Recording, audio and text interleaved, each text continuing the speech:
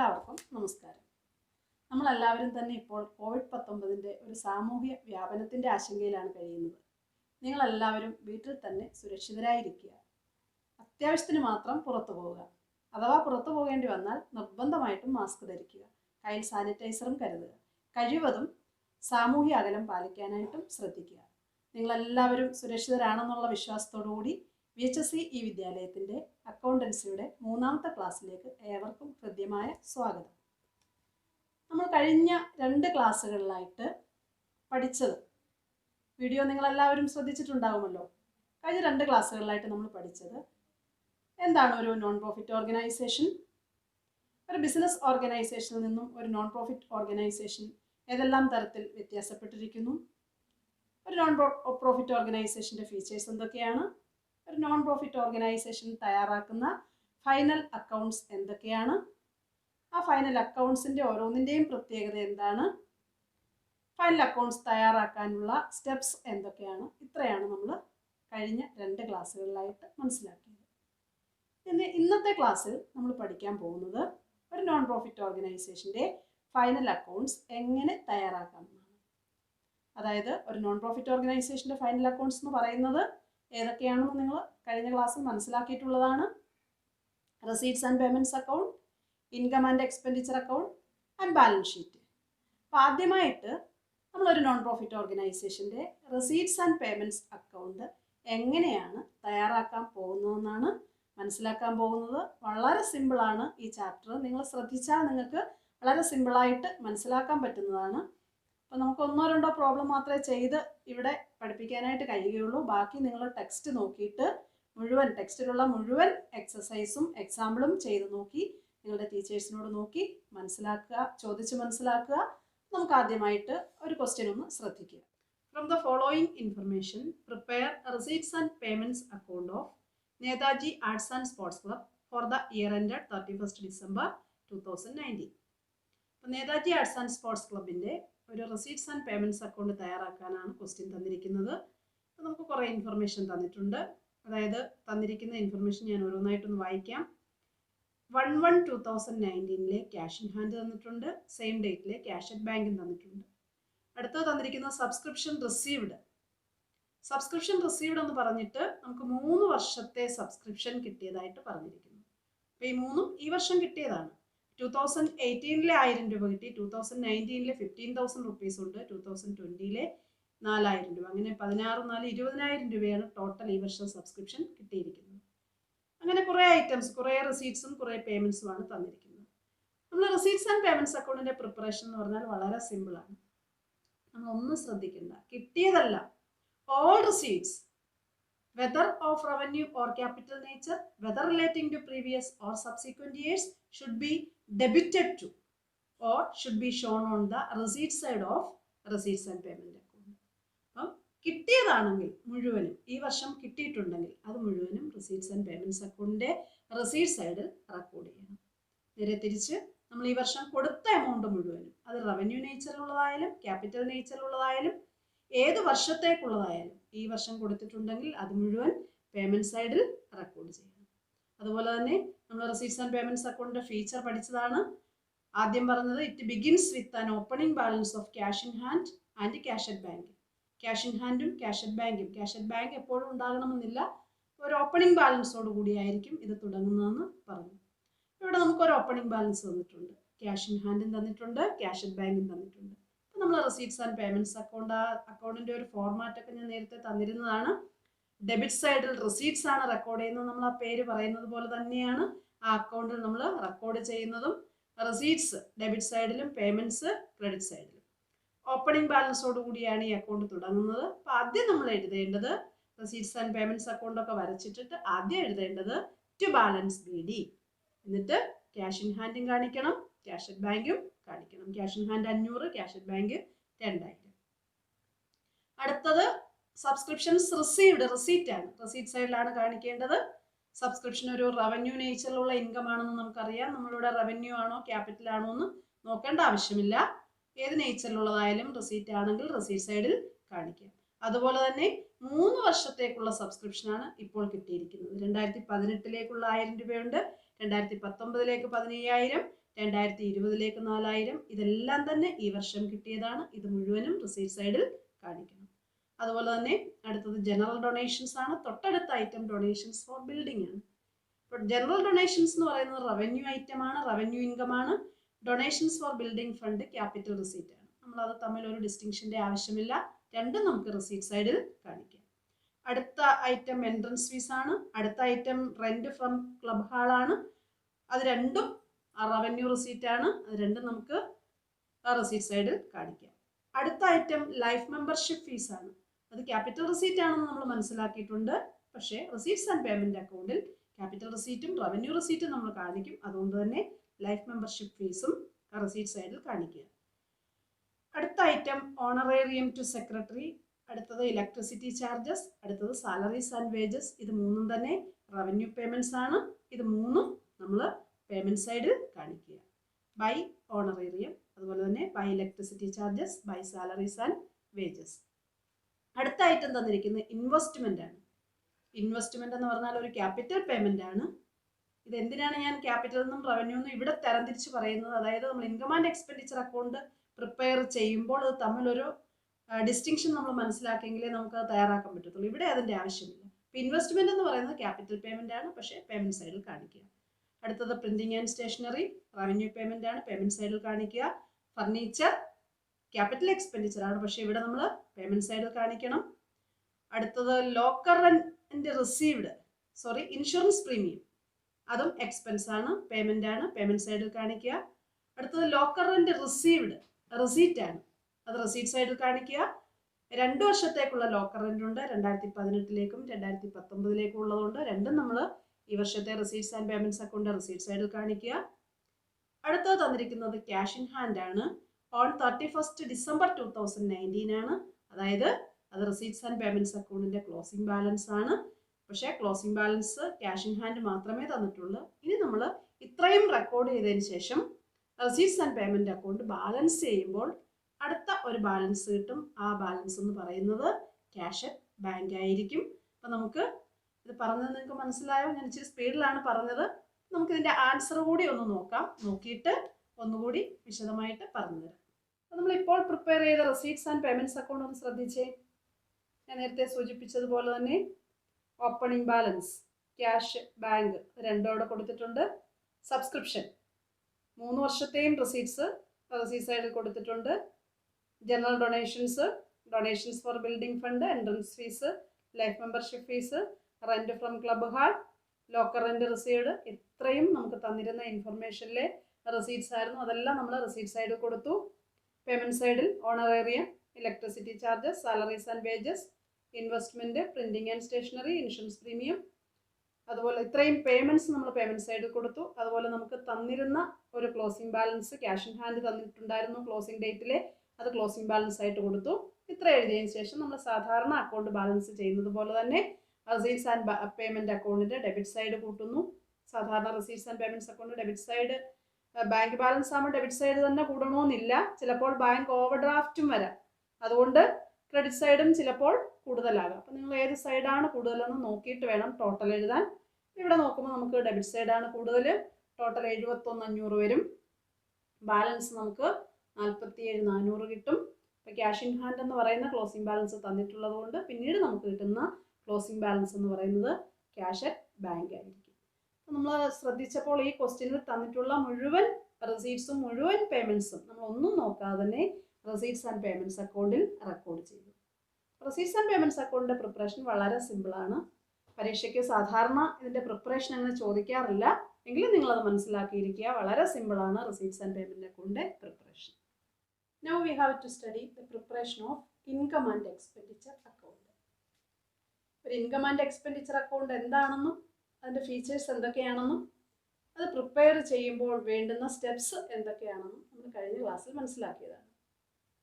ഇപ്പോൾ ഒരു receipts and payments account തന്നാൽ അതിൽ നിന്നും ഇൻകം ആൻഡ് എക്സ്പെൻഡിച്ചർ അക്കൗണ്ട് എങ്ങനെയാണ് തയ്യാറാക്കുന്നതെന്ന് നമുക്ക് മനസ്സിലാക്കാം. അതിനുവേണ്ടി നമ്മളിപ്പോൾ പ്രിപ്പയർ ചെയ്ത റിസീറ്റ്സ് ആൻഡ് പേയ്മെന്റ്സ് അക്കൗണ്ടും അതുമായിട്ട് ബന്ധപ്പെട്ട 1-2 അഡീഷണൽ ഇൻഫർമേഷനും നിങ്ങളൊന്ന് ശ്രദ്ധിക്കുക. ഇവിടെ തന്നിരിക്കുന്ന റിസീറ്റ്സ് ആൻഡ് പേയ്മെന്റ്സ് അക്കൗണ്ടും അഡീഷണൽ ഇൻഫർമേഷനും നിങ്ങളൊന്ന് ശ്രദ്ധിച്ചേ.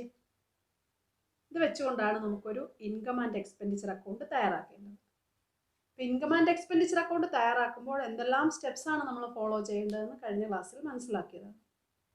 നമ്മളവിടെ പഠിച്ച ഫസ്റ്റ് സ്റ്റെപ്പ് എന്തായിരുന്നു? എന്താണ് ഓർമ്മയുണ്ടോ നിങ്ങൾക്ക്?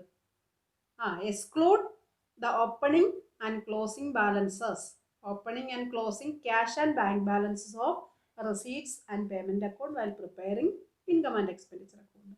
ഇവിടെ തന്നിരിക്കുന്ന റെസീറ്റ്സ് ആൻഡ് പേയ്മെൻറ്റ്സ് അക്കൗണ്ടിൽ ആദ്യം തന്നിരിക്കുന്നത് ഓപ്പണിംഗ് ബാലൻസ് ആണ്, ക്യാഷ് ബാങ്ക്. അത് നമ്മൾ എവിടേക്ക് എടുക്കരുത്? ഇൻകം ആൻഡ് എക്സ്പെൻഡിച്ചർ അക്കൗണ്ടിലേക്ക് എടുക്കരുത്.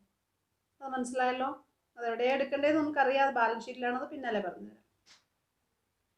അടുത്തത് സബ്സ്ക്രിപ്ഷൻസ് ആണ് തന്നിരിക്കുന്നത്. ഇനിയും നമ്മളവിടെ നേരത്തെ പഠിച്ചത് ഒന്ന് ഓർത്തു നോക്കുക.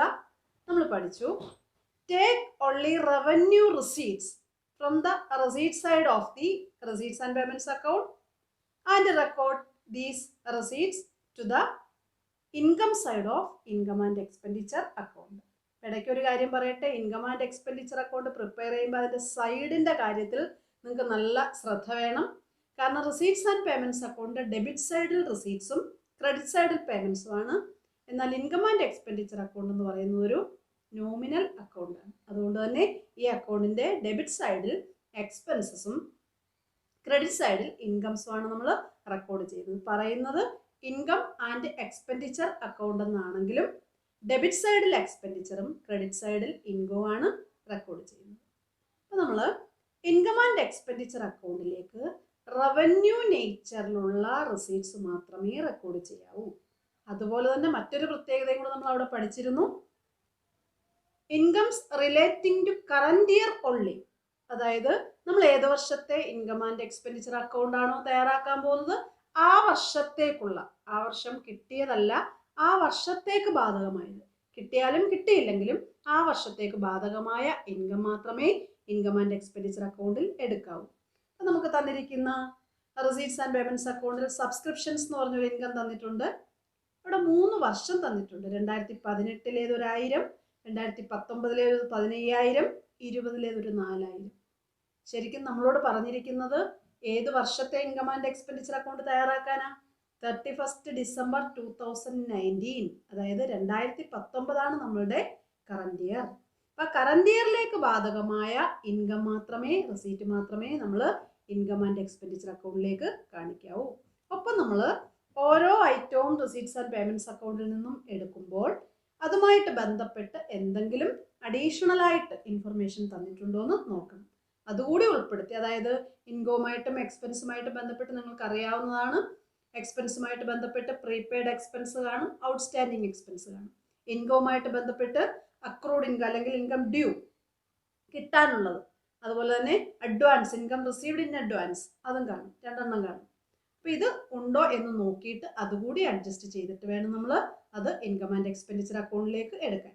ഇവിടെ സബ്സ്ക്രിപ്ഷൻസ് 2018 ഈ വർഷം കിട്ടിയത് 1000, 2019 ഈ വർഷം തന്നെ കിട്ടിയത് 15000, 2020 അതായത് അടുത്ത വർഷത്തേക്കുള്ളത് ഈ വർഷം കിട്ടിയത് 4000. ഇതിൽ ഏത് മാത്രമേ നമ്മൾ ഇൻകം ആൻഡ് എക്സ്പെൻഡിച്ചർ അക്കൗണ്ടിലേക്ക് എടുക്കാവൂ? ഈ വർഷത്തേക്ക് ബാധകമായത് മാത്രം. നമ്മൾ റിസീറ്റ് സൈഡിൽ എടുത്തപ്പോൾ നമുക്ക് നേരത്തെ തന്നിരുന്ന ഇൻഫർമേഷൻ വെച്ചുകൊണ്ട് നമ്മൾ റിസീറ്റ്സ് ആൻഡ് പേയ്മെന്റ് അക്കൗണ്ട് തയ്യാറാക്കിയപ്പോൾ ഈ വർഷം കിട്ടിയത് മുഴുവനും നമ്മൾ റിസീറ്റ് സൈഡിൽ കാണിച്ചു. എന്നാൽ ഈ വർഷത്തേക്കുള്ളത് മാത്രമേ നമ്മൾ ഇൻകം ആൻഡ് എക്സ്പെൻഡിച്ചർ അക്കൗണ്ടിലേക്ക് കാണിക്കാവൂ. അപ്പോൾ ഇതിൽ നിന്ന് 2019 15000 രൂപ മാത്രമാണ് നമ്മൾ ഇൻകം സൈഡിലേക്ക്, അതായത് റിസീറ്റ് സൈഡിൽ ഡെബിറ്റ് സൈഡിൽ നിന്ന് നമ്മൾ income and expenditure account credit സൈഡിലേക്കാണ് മാറ്റേണ്ടത്, ഇൻകം സൈഡിലേക്കാണ്. ആദ്യം നമ്മൾ സബ്സ്ക്രിപ്ഷൻസ് എന്ന് പറഞ്ഞ് എഴുതുന്നു. 2019 മാത്രമേ എഴുതാവൂ 15000. അതുമായിട്ട് ബന്ധപ്പെട്ട് അഡ്ജസ്റ്റ്മെൻറ്റിൽ എന്തോ പറയുന്നുണ്ട്. എന്താണ് പറയുന്നത് നിങ്ങൾ നോക്കിക്കേ. Subscription outstanding as on 31 December 2019 ₹2000.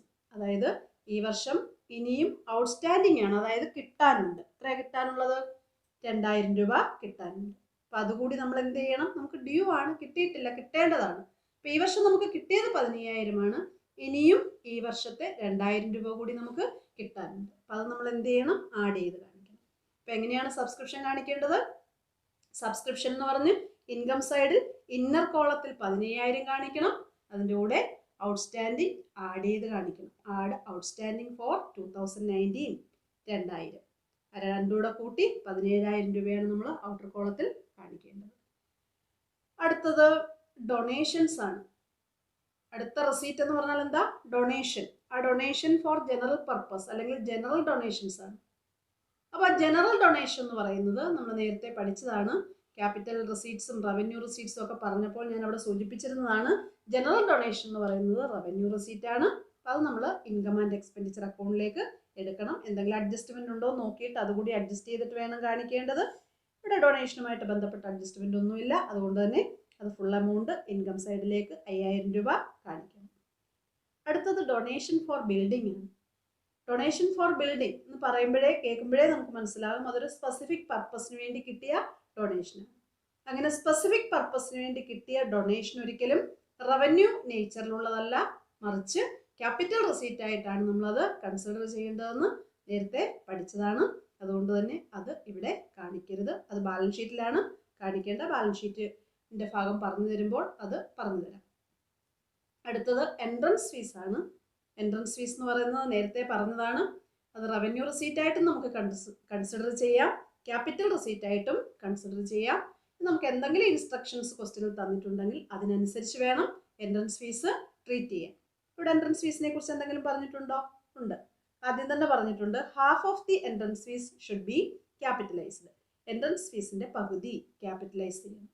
പകുതി ക്യാപിറ്റലൈസ് ചെയ്യാൻ പറഞ്ഞാൽ പകുതി ക്യാപിറ്റൽ റെസീറ്റ് ആയിട്ട് എടുക്കാനും ബാക്കി പകുതിയാണ് എന്തായിട്ട് ട്രീറ്റ് ചെയ്യേണ്ടത്? റവന്യൂ റെസീറ്റ് ആയിട്ട്. അപ്പൊ നമ്മൾ ഇൻകം സൈഡിലേക്ക് കാണിക്കേണ്ടത് റവന്യൂ റെസീറ്റ് ആയിട്ട് എത്ര ട്രീറ്റ് ചെയ്യണോ, എത്രയാണോ എടുക്കേണ്ടത് അത് മാത്രമാണ് ഇൻകം സൈഡിലേക്ക് കാണിക്കേണ്ടത്. അപ്പൊ എൻട്രൻസ് ഫീസ് 15,000 ആണ്, പ്ലസ് 50% അല്ലെങ്കിൽ ഹാഫ് ക്യാപിറ്റലൈസ്ഡ് എന്ന് പറഞ്ഞ് കാണിക്കാം. അങ്ങനെ പ്രത്യേകിച്ച് കാണിക്കണമെന്നില്ല.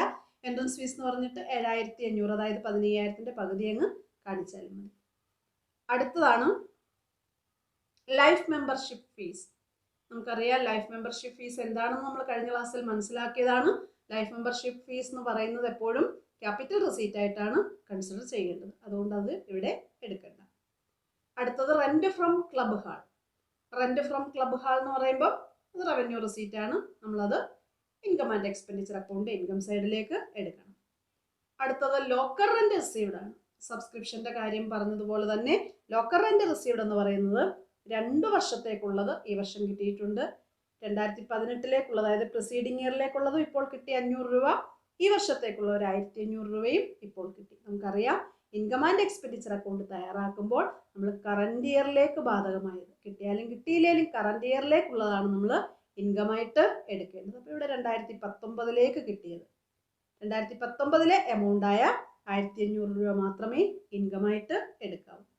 നമ്മൾ റെസീറ്റ് ആൻഡ് പേയ്മെന്റ് അക്കൗണ്ടിന്റെ റെസീറ്റ് സൈഡിലുള്ള മുഴുവൻ റവന്യൂ റെസീറ്റ്സും കറന്റ് ഇയറിലേക്ക് ബാധകമായതുമായ റെസീറ്റ്സ് ഇൻകം ആൻഡ് എക്സ്പെൻഡിച്ചർ അക്കൗണ്ടിന്റെ ഇൻകം സൈഡിലേക്ക് മാറ്റി. ഇനി നമ്മൾ റെസീറ്റ് ആൻഡ് പേയ്മെന്റ് അക്കൗണ്ടിലെ പേയ്മെന്റ് സൈഡിലേക്ക് നോക്കുക. ഓണറേറിയം ടു സെക്രട്ടറി, അത് റവന്യൂ പേയ്മെന്റ് ആണ്. നമ്മൾ ഇൻകം ആൻഡ് എക്സ്പെൻഡിച്ചർ അക്കൗണ്ടിന്റെ ഡെബിറ്റ് സൈഡ് അല്ലെങ്കിൽ എക്സ്പെൻഡിച്ചർ സൈഡിലേക്ക് മാറ്റുക. അടുത്തത് ഇലക്ട്രിസിറ്റി ചാർജസ്, അതും റവന്യൂ പേയ്മെന്റ് ആണ്. ഇൻകം ആൻഡ് എക്സ്പെൻഡിച്ചർ അക്കൗണ്ടിലെ എക്സ്പെൻഡിച്ചർ സൈഡിലേക്ക് മാറ്റുക. അടുത്ത salaries and wages. Salaries and വേജസിന് അഡ്ജസ്റ്റ്മെന്റ് ഉണ്ട്. സാലറീസ് ആൻഡ് വേജസ് ഈ വർഷം കൊടുത്തത് 1,500 ആണ്. ഇനിയും പറയുന്നുണ്ട് അഡ്ജസ്റ്റ്മെന്റിൽ salaries unpaid. Unpaid means outstanding അല്ലെങ്കിൽ ഡ്യൂ ബട്ട് നോട്ട് പെയ്ഡ്, കൊടുത്തിട്ടില്ല, കൊടുക്കാനുള്ളതാണ് കൊടുത്തിട്ടില്ല. അപ്പോൾ ഒരു 2,000 രൂപയും കൂടി ഔട്ട്സ്റ്റാൻഡിങ് ഉണ്ട്. അപ്പോൾ നമ്മൾ എക്സ്പെൻഡിച്ചർ സൈഡിലേക്ക് സാലറീസ് ആൻഡ് വേജസ് 1,500 രൂപ ഇന്നർ കോളത്തിൽ കാണിക്കുക. ഔട്ട്സ്റ്റാൻഡിങ് ആയ 2,000 കൂടി അതിൻ്റെ കൂടെ ആഡ് ചെയ്ത് ടോട്ടൽ 3,500 രൂപ ഔട്ടർ കോളത്തിൽ കാണിക്കുക. അടുത്തത് ഇൻവെസ്റ്റ്മെന്റ്സ് ആണ്. ഇൻവെസ്റ്റ്മെന്റ്സ് പേയ്മെന്റ് സൈഡിലാണ് വന്നിരിക്കുന്നത്. പക്ഷേ ഇൻവെസ്റ്റ്മെന്റ് എന്ന് പറയുന്നത് ഒരു ക്യാപിറ്റൽ പേയ്മെന്റ് ആണ്, ക്യാപിറ്റൽ എക്സ്പെൻഡിച്ചർ ആണ്, റവന്യൂ നേച്ചറിലുള്ളതല്ല. അതുകൊണ്ട് തന്നെ അതിവിടെ എടുക്കരുത്. അടുത്തത് printing and stationery, revenue payment ആണ്, അത് നമുക്ക് എക്സ്പെൻഡിച്ചർ ആയിട്ട് കാണിക്കാം. അടുത്തത് ഫർണിച്ചർ, ക്യാപിറ്റൽ എക്സ്പെൻഡിച്ചർ ആണ്. അസറ്റ്സ് എല്ലാം തന്നെ, അസറ്റ്സ് വാങ്ങിക്കാൻ വേണ്ടി നമുക്ക് ചിലവാകുന്ന എല്ലാ എമൗണ്ടുകളും ക്യാപിറ്റൽ നേച്ചറിലുള്ള പേയ്മെന്റ്സ് ആണ്. അതൊന്നും ഇൻകം ആൻഡ് എക്സ്പെൻഡിച്ചർ അക്കൗണ്ടിലേക്ക് എടുക്കരുത്. അടുത്തത് ഇൻഷുറൻസ് പ്രീമിയം, റവന്യൂ പേയ്മെന്റ് ആണ്, എക്സ്പെൻഡിച്ചർ സൈഡിൽ കാണിക്കുക. അടുത്തത് നമ്മൾ നേരത്തെ പറഞ്ഞു കഴിഞ്ഞതാണ് ഓപ്പണിംഗ് ബാലൻസും ക്ലോസിംഗ് ബാലൻസും റെസീറ്റ്സ് ആൻഡ് പേയ്മെന്റ് അക്കൗണ്ടിലേത് എക്സ്ക്ലൂഡ് ചെയ്യണമെന്ന് പറഞ്ഞു കഴിഞ്ഞു. അപ്പോൾ ക്ലോസിംഗ് ബാലൻസും എടുക്കരുത്. നമ്മൾ ഇത്രയും റെക്കോർഡ് ചെയ്തതിന് ശേഷം ഇൻകം ആൻഡ് എക്സ്പെൻഡിച്ചർ അക്കൗണ്ട് സാധാരണ ഒരു അക്കൗണ്ട് ബാലൻസ് ചെയ്യുന്നത് പോലെ തന്നെയാണ് ബാലൻസ് ചെയ്യേണ്ടത്. ഏത് സൈഡാണ് ടോട്ടൽ എന്ന് നോക്കുക, ആ ടോട്ടൽ കൂട്ടി രണ്ട് സൈഡിലും എഴുതുക. ഇൻകം ആൻഡ് എക്സ്പെൻഡിച്ചർ അക്കൗണ്ടിന്റെ ക്രെഡിറ്റ് സൈഡ് അല്ലെങ്കിൽ ഇൻകം സൈഡാണ് കൂടുതലെങ്കിൽ നമുക്ക് ബാലൻസ് ഡെബിറ്റ് സൈഡിൽ കിട്ടും. അതായത് ഇൻകം കൂടുതലും എക്സ്പെൻസ് കുറവാണ്. ആ ബാലൻസിനെ നമ്മൾ സർപ്ലസ് എന്ന് വിളിക്കും, excess of income over expenditure. ഇനി ഡെബിറ്റ് സൈഡാണ് കൂടുതലെങ്കിൽ നമുക്ക് ബാലൻസ് ക്രെഡിറ്റ് സൈഡിൽ കിട്ടും. എക്സ്പെൻഡിച്ചർ കൂടുതലാണെങ്കിൽ ബാലൻസ് ക്രെഡിറ്റ് സൈഡിൽ കിട്ടും. അതായത് excess of expenditure over income, അതിനെ ഡെഫിസിറ്റ് എന്നാണ് വിളിക്കുക. നമുക്കിവിടെ എങ്ങനെയാണ് കിട്ടിയത് നമുക്ക് ആൻസർ ഒന്ന് നോക്കാം. നിങ്ങൾ ആൻസർ ഒന്ന് ശ്രദ്ധിച്ച്. പറഞ്ഞതുപോലെ തന്നെ പേയ്മെന്റ് സൈഡിൽ നിന്നും റവന്യൂ നേച്ചറിലുള്ള പേയ്മെന്റ്സ് എല്ലാം എക്സ്പെൻഡിച്ചർ സൈഡിലേക്ക് മാറ്റിയിട്ടുണ്ട്. ഓണറേറിയം, ഇലക്ട്രിസിറ്റി, സാലറീസ് അതിൻ്റെ കൂടെ ഔട്ട്സ്റ്റാൻഡിങ് ആഡ് ചെയ്തിട്ടുണ്ട്. പ്രിന്റിംഗ്, ഇൻഷുറൻസ് പ്രീമിയം ഇതെല്ലാം തന്നെ എക്സ്പെൻഡിച്ചർ സൈഡ് അല്ലെങ്കിൽ ഡെബിറ്റ് സൈഡിൽ കൊടുത്തിട്ടുണ്ട്.